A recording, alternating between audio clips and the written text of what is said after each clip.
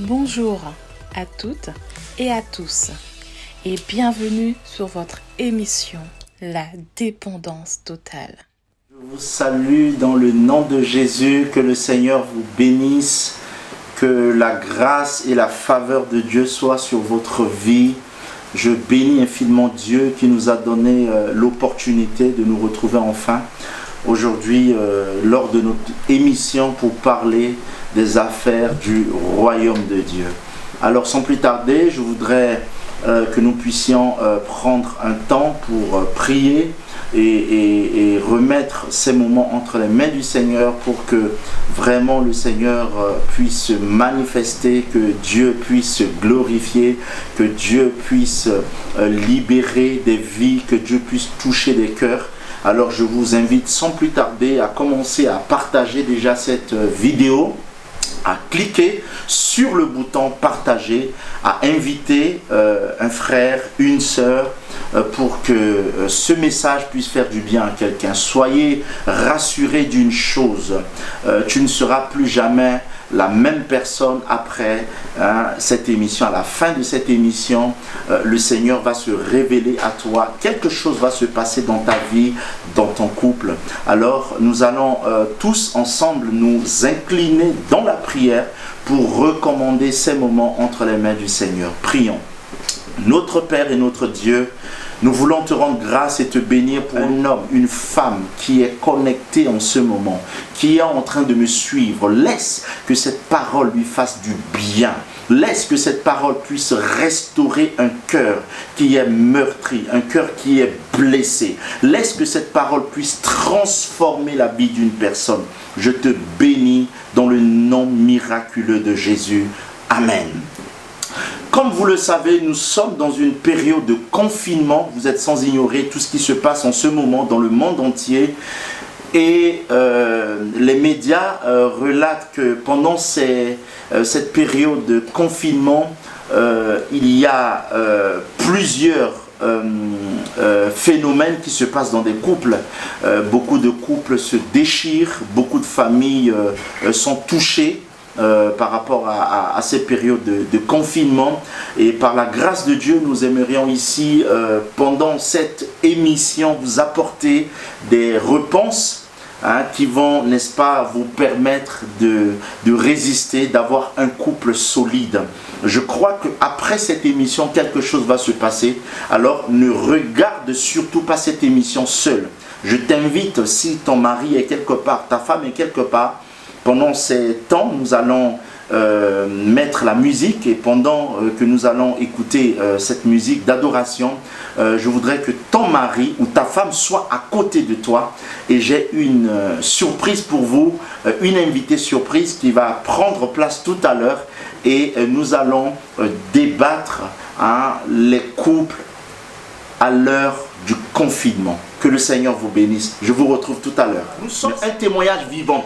Oui. Lorsqu'on ne sait pas communiquer, lorsqu'on ne sait pas parler à l'autre, on ne sait pas comprendre, on est voué à l'échec. Yes. Même la vie chrétienne est basée sur le principe de la communication et la communion. On s'adresse à Dieu et Dieu s'adresse à nous. Le christianisme n'est pas une religion. Le christianisme est une vie, est un mode de vie. Amen. Qui est basé sur la communion et la communication entre l'homme et Dieu. Est-ce que je parle à quelqu'un? Alors si tu n'as pas encore cliqué sur le bouton partager, je t'invite à le faire. Parce qu'après cette émission, quelque chose va se passer dans ta vie. Je suis plus que convaincu. Alors, je voudrais vous parler de la communication dans le couple. J'ai eu à intervenir dans beaucoup de couples. Chérie, sans te couper, avant de rentrer dans la communication, j'aimerais rajouter ceci par rapport à ce que tu viens de dire de la part de Dieu. Amen. Concernant Noé. Non seulement Noé a reçu cet appel de la part de Dieu, il a reçu le mandat, il a reçu chaque dimension de ce projet de la part du Seigneur. Mais Noé avait aussi reçu l'onction, cette onction pour se faire entendre. Amen. Alléluia. Il avait reçu cette onction. Voilà pourquoi l'arche dont nous parlons ce soir représente un foyer. Amen. représente un foyer. Et si dans un foyer, Dieu n'y est pas, et si ce foyer n'est pas basé sur la parole de Dieu, cela, je peux dire qu'à 99%, cela pourrait être impossible de fonder quoi que ce soit. Voilà pourquoi, parce qu'il y avait la présence de Noé dans cette arche, et parce qu'il y avait cette onction, les animaux étaient obligés de se tenir à carreau. Amen. Amen. Ils étaient obligés. Pas parce que c'était Noé, mais c'est parce que Noé portait en lui cette autorité, l'onction, la présence de Dieu qu'il avait, faisait en sorte que les animaux ne pouvaient que se soumettre. Amen.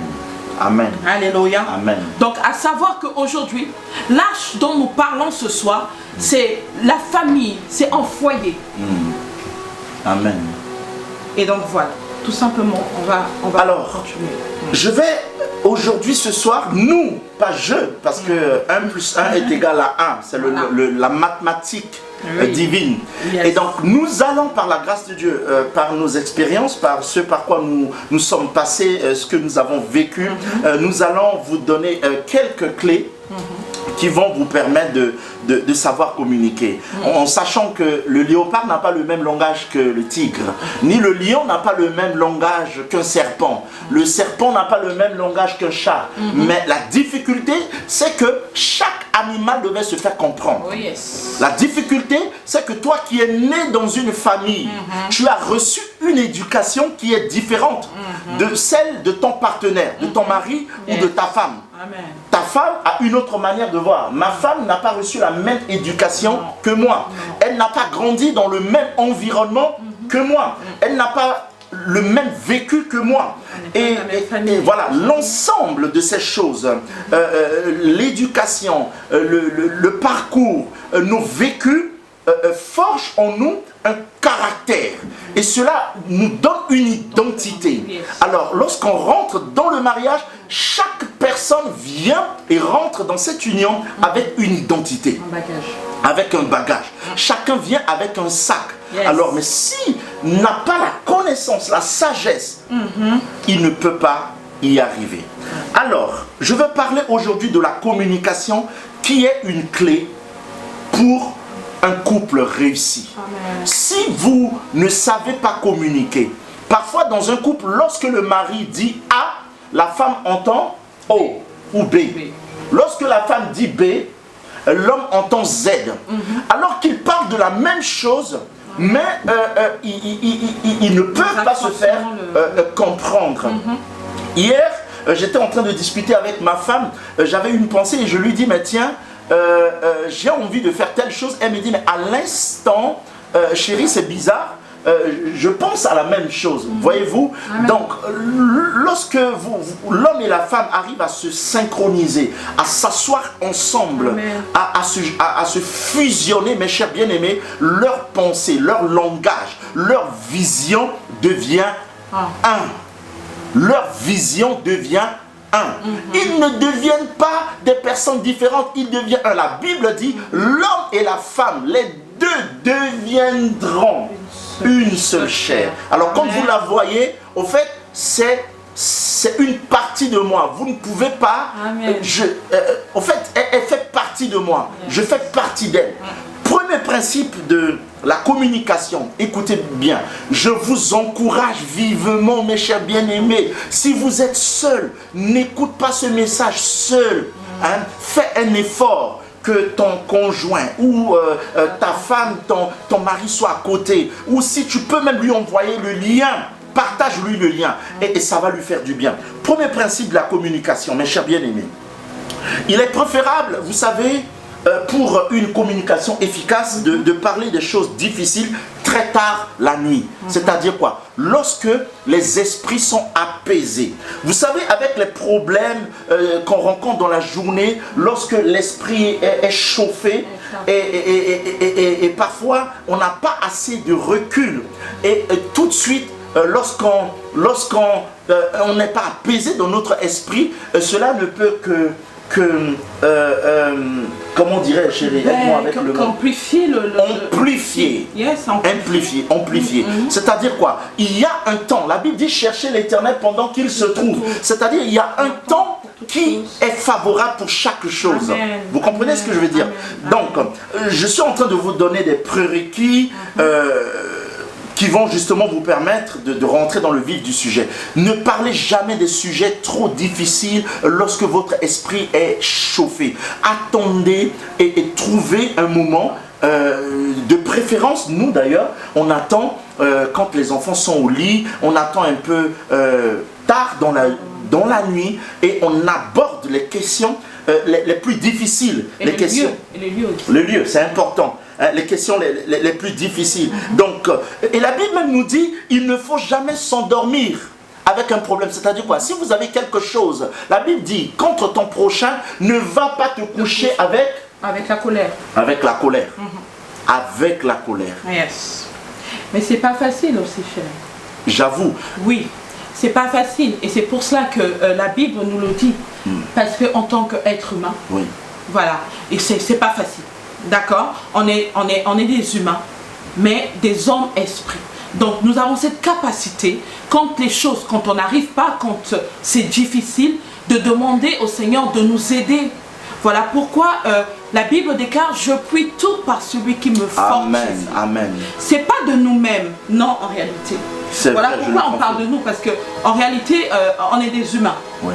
Donc il nous arrive d'avoir des faiblesses, de se fâcher, mais il faut que ça se règle, ça doit se régler avant de se coucher.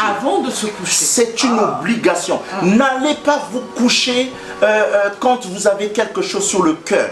Vous savez, la loi de Moïse, il y avait, Dieu a donné des instructions à Moïse, tu ne tueras pas, tu ne convoiteras pas. Et quand on observe bien ces lois, les gens sont venus voir Jésus pour lui dire, lui rappeler la loi de Moïse. Et Jésus dit, il va répliquer, il dit, Moïse dit que tu ne tueras point. Mais moi, Jésus, je dis, si tu gardes quelqu'un, ton prochain contre ton cœur, tu l'as déjà tué. Si tu convoites la femme de ton prochain, juste dans tes pensées, dans ton cœur, tu as déjà commis l'adultère. Voyez-vous, jusqu'à où la parole de Dieu voudrait que nous comprenions. Donc, c'est important, le premier principe, que chaque personne qui nous écoute, que tu sois chrétien ou pas chrétien, parce que ça c'est du bon sens, ne va jamais t'endormir, ne va jamais te coucher avec un problème sur le cœur. C'est comme un poison, Mon père spirituel, l'apôtre Clément, aime me donner cette image quand nous étions accompagnés pendant nos fiançailles. Il dit, le cœur d'une femme est comme un puits. C'est-à-dire quoi? Quand vous jetez un objet, la saleté, voilà. Vous êtes en train de souiller ce puits finalement. De rendre l'eau amère. Voilà. Alors, à chaque fois que quand tu jettes quelque chose, tu envoies une mauvaise parole. Tu envoies des paroles négatives, des paroles qui sortent de la bouche de l'homme. Et chaque parole que l'homme émet, mes chers bien-aimés, c'est comme quelque chose qu'il est en train d'introduire, de semer dans le cœur de la femme. Et finalement, l'eau qui est idéalement, qui était propre, finira par être amère. C'est pour ça qu'il y a des femmes qui disent, mais finalement je l'aime plus, finalement j'en ai marre de ce couple, de ce mariage. Au départ il y avait l'amour, on était aux anges, mais au fil de temps, on a tellement emmagasiné des paroles négatives. Je regrette ce mariage, tu vaux rien, tu ne me mérites pas. Qu'est-ce que je fais avec toi? La pire erreur de ma vie, c'est de t'épouser, c'est de te marier. Waouh! Vous savez, c'est des bombes à retardement. Aujourd'hui, on parle du virus, le Covid-19, qui tue des milliers. Mais il y a un virus qui est plus fort, qui est plus puissant, qui détruit plus que le Covid-19. C'est la puissance de la parole. Avec ta parole, tu peux bénir ton couple. Avec ta parole, tu peux détruire ton couple. Alors, comprends que le virus le plus dangereux aujourd'hui, c'est la parole. Parce que le pouvoir de la vie et la mort se trouve sur la langue. Amen. Ce que tu dis de ta bouche, c'est cela qui va définir ce que tu vas voir après sur ta vie. Alors chérie, la Bible déclare aussi que le lit conjugal soit exempté de tout péché. Toute souillure. Toute souillure. Amen. Donc la colère, à ce que nous sachions, est une souillure. Est une souillure. C'est un péché. Tu ne peux pas aller t'asseoir, aller dans le lit conjugal avec la colère dans ton cœur. Tu es en train de souiller. Yes. Et combien d'entre nous faisons cela? Des fois, nous pensons que le péché, c'est l'adultère. Le péché, c'est mentir, c'est voler. Nous voyons des grandes choses. Mais nous oublions ces petites choses qui sont des pièges dans les foyers. Alléluia. Ce sont là ces pièges. Et après, lorsque tu te lèves de ton lit, tu vas t'agenouiller, te prosterner pour commencer à prier, sans savoir que tu viens de poser l'acte, que tu viens de faire quelque chose qui est contraire à la parole de Dieu. Pourtant, alors, si tu parles même un sujet, tu abordes un sujet qui semble être logique et normal, mais si la personne n'est pas dans les conditions pour répondre, pour recevoir, faites attention, c'est important. Deuxième chose, je suis en train de vous donner juste, c'est l'introduction. Deuxième chose, mes chers bien-aimés, ne discutez d'une seule chose. À la fois. À la fois. C'est-à-dire quoi? Ne parlez pas de 1000 ou N sujets à la fois. N'attendez pas surtout de cumuler les choses. Des choses. Jamais faire ça. N'attendez pas de cumuler et après de sortir ça d'un coup. Oui. Là, vraiment, la communication sera tout de suite interrompue parce que c'est pas le bon moment. Alors tu vas parler, oui, tu n'as pas nettoyé la salle de bain, mais oui, ce mois-ci tu ne m'as pas donné l'argent de poche, mais oui, tu ne me regardes pas, tu ne me dis... Au fait, les gens sont parfois évasifs et ils vont dans tous les sens, mes chers bien-aimés. Quand il y a un problème, il faut cibler le problème et il faut aborder le problème. Et la parole de Dieu dit, Jésus dit, si vous priez, ne multipliez pas des paroles vaines. C'est-à-dire quoi? Ne multipliez pas de vaines paroles. Même quand on s'adresse à Dieu, il faudrait qu'on soit concis. Il faudrait qu'on cible le problème et on parle du problème. Il y a des gens dans le couple, ils n'arrivent pas à communiquer. Pourquoi? Parce qu'ils sont tout le temps évasifs. Ils parlent de 1000 et N sujets à la fois. Alors, ils parlent de tu n'as pas pris soin des enfants, tu ne m'as pas fait à manger. Et quand on parle de 1000 sujets à la fois, ça crée dans la tête une confusion. Et chérie, il y a des personnes qui sont des tempéraments aussi. Des tempéraments. Il y a des personnes qui ne savent pas vraiment s'exprimer. Ils préfèrent tout prendre, ils prennent tout sur eux. Ils préfèrent poser des actes. Par exemple, je vais dire par exemple, l'homme rentre à la maison et toi tu commences à casser des verres. Tu commences à faire la vaisselle, mais tout en faisant du bruit pour manifester certainement quelque chose. Mais la personne que tu as en face de toi ne peut forcément pas comprendre ton langage. Et bien, dans ces moments-là, il y a des frustrations. Il y a des gens qui se retrouvent frustrés. Le mieux, c'est de parler. D'où la communication. Même si tu es du genre à ne pas trop t'exprimer, tu ne sais pas comment t'exprimer, mais tu vas devoir apprendre à parler. Parce que la personne qui est en face de toi, ce n'est pas toi. Amen. C'est une autre personne. Oui, si c'est ton mari. C'est ce que tu dois comprendre. Beaucoup de personnes pensent que parce qu'on est marié, il est obligé d'être comme moi. Vous savez, ta femme n'a pas reçu la même éducation que toi. Ton mari n'a pas reçu la même éducation que toi. Il n'a pas eu le même vécu que toi. Moi, j'ai grandi dans une famille purement différente que celle de ma femme. J'ai eu un passé totalement différent que celui de ma femme. Alors, souvent, on veut absolument que l'autre soit comme nous. On veut qu'il soit comme nous. Et c'est ça la difficulté que beaucoup rencontrent dans les couples. Donc c'est important. Parler d'un seul sujet. Troisième point, c'est l'introduction. Nous ne sommes pas encore rentrés dans le vif du sujet. Cela va vous faire du bien. Si vous n'avez pas encore partagé, je vous invite à le faire. Cliquez tout simplement sur le bouton partager. Oui, partagez. Je ne sais pas si il y a des femmes qui sont connectées. Oui, je vous vois, vous êtes connectés. Shalom, shalom, partagez. Partagez parce que ce temps va vous faire du bien. Et s'il y a les hommes, oh, je ne vois pas les hommes connectés. Alors oui, je vois mes fils connectés, mais partagez. Parce que nous voulons ce soir nous voulons vous faire du bien à travers la parole de Dieu. Amen. Seule la connaissance rend libre. Alléluia. Seule la connaissance, la Bible déclare que vous connaîtrez la vérité. Et la vérité vous affranchira.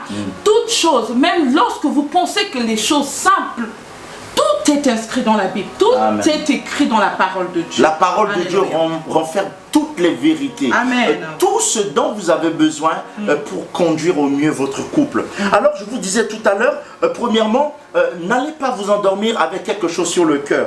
Ensuite, ciblez le problème. Parlez d'un seul sujet. Ne mélangez pas tout. Parce que quand vous commencez à mélanger les pinceaux, vous commencez à parler de tout et du n'importe quoi, eh bien, l'autre qui est en face de nous va être embrouillé et il ne saura pas nous donner des réponses qu'il faut. Amen. Ensuite, il faut parler dans l'intimité. Ne parlez jamais de votre couple en public. Waouh! Là, je vois des personnes qui voient devant Là, les vous pouvez enfants. liker, vous pouvez mettre des cœurs parce que vraiment, Mettez les cœurs et partagez Vraiment. cette vidéo. Parlez C'est un danger de pour l'histoire de votre couple À en l'extérieur. intimité. Ne parlez jamais Ne parlez de votre jamais. couple dans les lieux publics. Vous êtes en train de vous exposer. Vous êtes en train de vous fragiliser. Amen. Je vais vous raconter une histoire. C'est une histoire vraie. Vous savez, une personne un jour vivait avec sa femme. Amen. Alors, il a découvert que sa femme l'avait trompé. Eh bien, sa femme l'avait trompé effectivement. Et il a raconté la nouvelle à tout le monde. Oui, elle est bordel, elle est ci, elle a fait ci. Bon, permettez-nous les termes. Permettez-nous les termes parce qu'on parle des choses vraies, des choses vraies. concrètes. On veut vraiment Alors, être vrai. elle a commencé à parler de sa femme à tout le monde, tout le monde. Amen. Et je me rappelle quand il m'a appelé, oui, regarde ce que ma femme a fait. Non, j'en peux plus, tout ça là. Je lui dis, frère, ne parle jamais de ta femme comme ça. C'est quand même ta femme. Tu t'es marié avec. Donc, un peu de retenue. Hein? Un peu de retenue. Non, tout. Et au fait, il lui manquait juste de prendre une mégaphone, d'aller sur le lieu public et de crier ce que sa femme était. Parce qu'à ce moment-là, il était blessé. Blessé.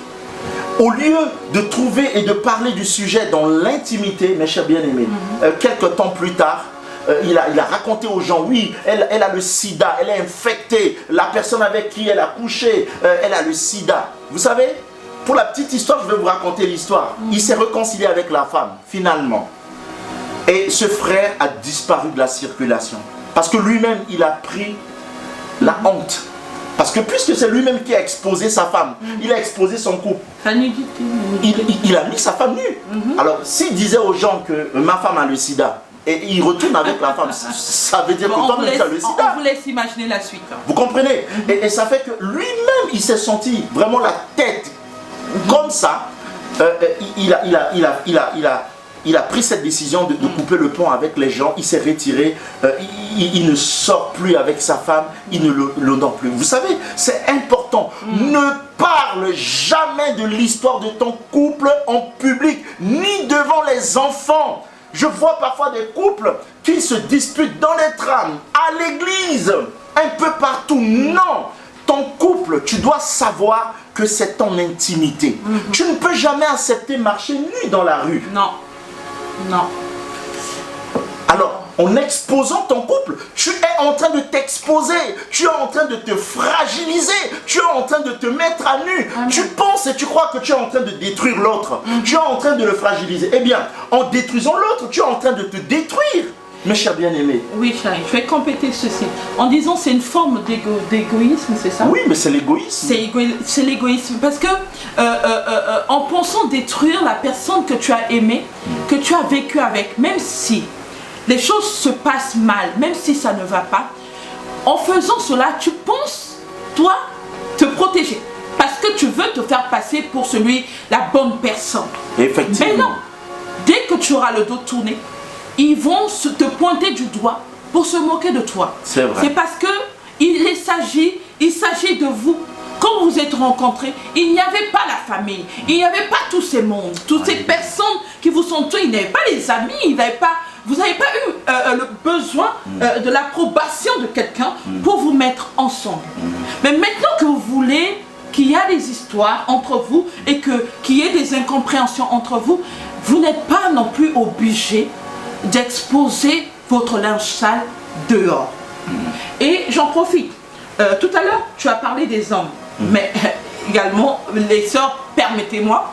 Mais nous, les femmes, on parle beaucoup. Oui, moindre chose, tu prends ton téléphone. On parle beaucoup, on se dit qu'on a des copines. Oui. Ouais, des copines. Hein. Le mot copine. Les mots copines. On a des amis qui peuvent nous entendre. Et c'est cette erreur que beaucoup de femmes font. Beaucoup de filles font. Parce qu'en réalité, écoutez-moi très bien. Je ne suis pas en train de vous dire de vous enfermer. Non. Je suis en train de vous dire d'avoir le discernement. C'est vrai. Et si vous êtes un enfant de Dieu, vous devez avoir le discernement. Alléluia. Vous devez savoir avec qui vous marchez, avec qui vous parlez, avec qui vous partagez vos secrets. Et généralement, on se retrouve frustré ou blessé parce qu'on s'est rendu compte qu'on ne s'est pas confié à la bonne personne. Effectivement. Et c'est cela qui emmène le trouble.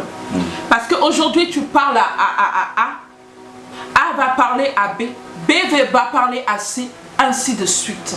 Et c'est là où des fois nous voyons les choses, la dégradation des couples. Parce qu'après avoir parlé, toi-même tu auras honte après, malgré que si tu aimes la personne encore, si tu ressens encore de l'amour, mais tu ne seras plus à l'aise devant les gens, tu ne pourras plus vivre ton amour, je dirais, devant les gens. Au fait, Oui. en parlant de ça, chérie, Oui. il y a une histoire que j'ai vécue qui m'a choqué il y a quelques années, qui me vient à l'esprit, je voudrais partager avec vous.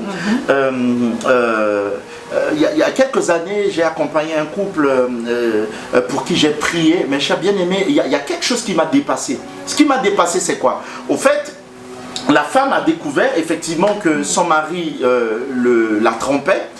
Et elle a décidé de partager, en parlant des copines, hein, ce que tu disais tout à l'heure, de partager avec sa meilleure copine. Oui, voilà ce que mon mari me fait, ainsi de suite, tout ça là.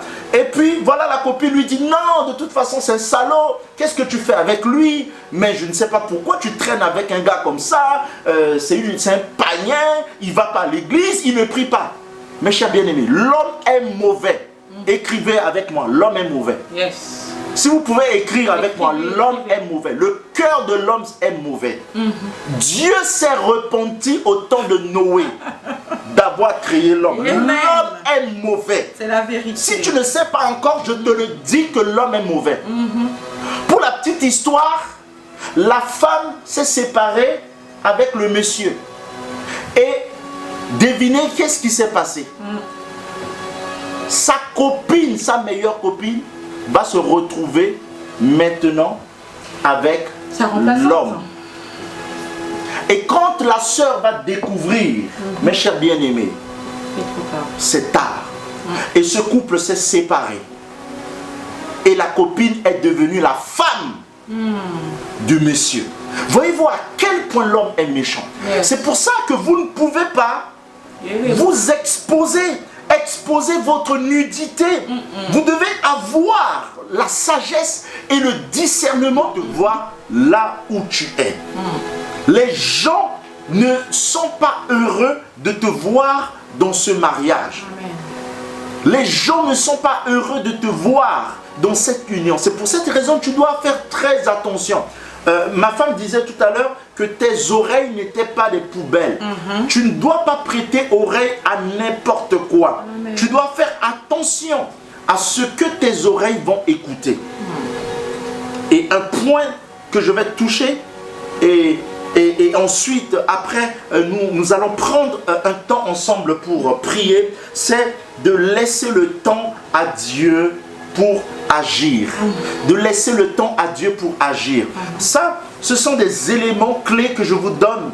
C'est l'introduction. Aujourd'hui, c'est vraiment, hein, on s'échauffe. Je vous donne quelques clés qui vont, n'est-ce pas, vous permettre de comprendre ce que c'est que communiquer. Parce que dans l'arche, tous les animaux confondus devaient apprendre à se comprendre, à vivre ensemble. Donc tu dois apprendre à vivre avec ta femme doit apprendre à vivre avec toi, avec, comme ma femme disait hier, faire de nos différences une force. Amen. Alors, le dernier point, c'est de laisser le temps à Dieu d'agir. Vous savez, moi j'ai déjà vu des personnes qui veulent absolument que l'autre change. Ils veulent absolument que les choses changent aujourd'hui. Ils ne sont pas patients. Alors, ils veulent absolument, ils ne laissent pas la latitude, le temps à Dieu de travailler. Vous savez, dans ma culture, je suis centrafricain, pour ceux qui ne le savent pas, j'ai la tête d'un centrafricain, même si on me confond quelquefois aux Congolais ou aux Angolais ou aux Camerounais quelquefois, mais je vous l'annonce que je suis centrafricain. Si vous prenez la carte de l'Afrique, vous regardez juste au milieu, le pays qui se situe au milieu, juste au milieu, c'est mon pays, c'est ma nation, et j'aime mon pays. Alors, dans mon pays, on dit souvent que la colère mange cru. En fait, c'est un adage, hein. Je ne sais pas comment dire ça, mais non, en fait, la colère mange cru. C'est-à-dire quoi? Quand on est tellement pressé, on n'est pas patient, on veut que les choses changent tout de suite, eh bien, on risque de passer à côté de quelque chose. Alors, quand il y a un fait dans votre couple, dans votre mariage, vous voulez absolument, c'est comme si vous venez avec un bâton, vous tapez sur la tête du monsieur, vous tapez sur la tête de la femme, il faut que tu changes, il faut que ça change. Non, ça ne marche pas comme ça, n'est-ce pas chérie? C'est comme ça que ça doit fonctionner. Laissez la latitude, le temps à Dieu de vous changer, d'agir. Alors, j'aime vous donner cette image. Je parlais hier avec une personne et je lui dis, écoute, moi j'aime la viande, hein, comme ma fille Christéphie. Quand je fais mes courses, alors vous mettez, vous achetez la viande, vous mettez dans le frigo, dans le réfrigérateur ou dans votre congélateur. Vous pouvez être en paix, c'est-à-dire quoi, vous sortez, il y a peut-être canicule, il fait 30 degrés, 40 degrés, vous n'allez pas craindre parce que vous avez mis votre produit au lieu sûr, au frais, à un endroit sûr. Alors, lorsqu'on confie quelque chose à Dieu, il faudrait qu'on apprenne à lui faire confiance, à se décharger totalement et entièrement sur Dieu et à dire, Seigneur, je t'ai confié ce problème, nous avons fait notre part, nous avons discuté, nous avons parlé, Seigneur, à toi maintenant de faire ta part. Donc, je laisse la possibilité à Dieu d'agir. Je ne suis pas là pour prendre ma main, enfoncer dans le cœur de l'autre et vouloir le changer à tout prix, qu'il soit comme moi. Non. Absolument. Et la Bible dit que l'amour est patient, n'est-ce pas chérie? Je ne sais pas si tu as quelque chose à dire. Alors, l'amour est patient, l'amour est tolérant. Donc, du coup, la première des choses aussi, ce qu'il faut faire, si vous êtes vraiment des enfants de Dieu, ne commencez jamais à parler ou à communiquer sans pour autant prier. C'est important.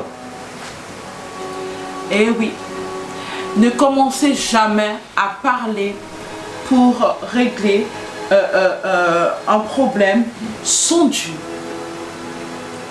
Parce que c'est lui qui détient le pouvoir. La Bible dit que lui, il est capable d'incliner le cœur du roi. Amen. Alors le cœur de ta femme ou le cœur de ton homme, toi tu n'as pas le pouvoir de changer. Mais Dieu a le pouvoir d'incliner, d'emmener la douceur, d'emmener l'humilité là où il faut. Amen. Donc ne commencez jamais à discuter, à parler des choses qui vous concernent, qui concernent votre famille ou l'avenir de votre famille sans pour autant mettre Dieu au milieu, inviter Dieu au centre. Au centre. C'est important. Donc commencez toujours par parler. Oui chérie, nous allons parler, mais avant ça, est-ce qu'on peut prier quand même? Oui Seigneur, nous te remettons ce moment. Seigneur, c'est toi qui nous as créés. Seigneur, nous voulons que tu nous guides, que dans nos dires, Seigneur, prends le contrôle, parce que nous voulons bâtir, nous ne voulons pas détruire.